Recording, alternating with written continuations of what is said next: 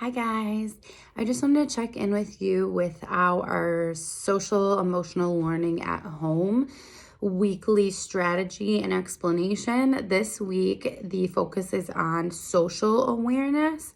So, as always, I'm going to read the little blurb on top just to make it easier for you guys. If you want to read it, obviously it's on the PDF if you want to read it again. But I always like to read it a little bit first for you guys. So, it says, what is social awareness? Before we can get along with each other or work together towards a common goal, we must get to know, understand, and respect each other.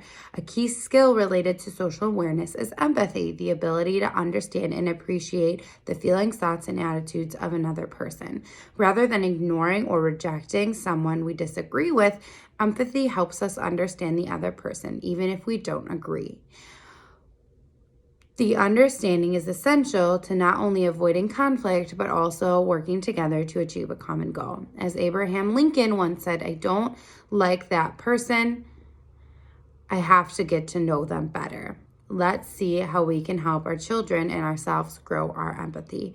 So some of you may know I always describe empathy as putting yourself in someone else's shoes, not actually putting their shoes on, but putting yourself in someone else's position to kind of understand where their thought process is, where their feelings are, and where their attitudes towards something is coming from. Because we all go through different walks of life, and a lot of times our experiences is what makes us have particular opinions or thoughts. And obviously in different situations, we might have different feelings than somebody else. So we might be more sensitive to a situation that makes us more sad than others might be in that situation. So putting yourself in someone else's shoes is a great way to understand that we all are different. We all have different thoughts, feelings, attitudes, all of that stuff. And it's so important to remember, especially as some of our students get older into fourth grade, fifth grade, sixth grade, and they start talking about their opinions on things or their feelings towards things. Everybody is different, and that's okay. So we don't all have to feel the same way or think the same way about something. We can all have differing opinions, but the important thing is that we understand where they're coming from and we don't think they're wrong or we're wrong. So, like I always like to explain the strategy that we can use to help with this. For the elementary students, especially some of our younger ones, even our older ones, when they read more mature books, the whole idea behind using empathy with reading is to ask questions like, what do you think the character is feeling? Why do you think they feel that way? And do you think you would feel that way too?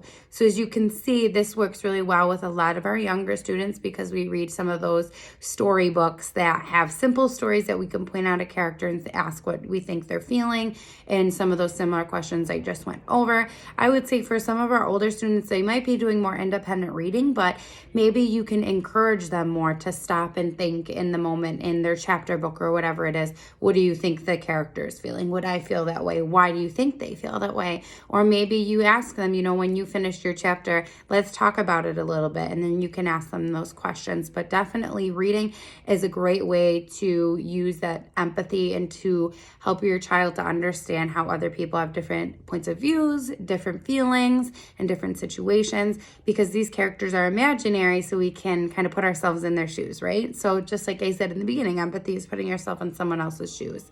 So that is what they suggest for elementary age students. For middle school students, it's not totally a strategy. You'll see if you visit the PDF, they explain a little bit more, and then they provide a link all about better listening skills. They talk about how active listening is really important with empathy, right? We can't put ourselves in someone else's shoes or understand how they're feeling if we're not listening. We need to listen to what other people are saying and not just think in our head what we're thinking or what we're going to say next. We need to be actively listening to what people are telling us, especially if they're reaching out for help or they're confiding in us. So that, again, the middle school students' strategy is based more around active listening. There is a link with those build better listening skills, and it's just to review these pointers with your child to help them practice these important skills. So I'll let you guys do that if you want on your own. Again, the middle school ones is kind of sometimes helpful for some of our fifth grade and sixth grade. So if you want to adventure down that, you can as well. And then as always, they have a strategy for high school students, for preschool students, and even for infants and toddlers. So you can take a look at those if you have other children in your home at various ages. But I hope you guys enjoy this one.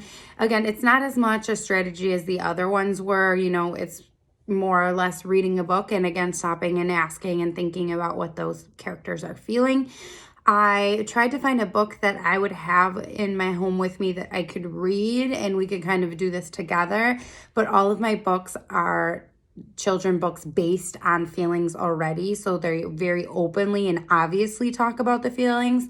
So I think that to use books for empathy, you should use something more that's just your average story so that it's not as obvious what they're feeling and you can challenge your child a little bit more.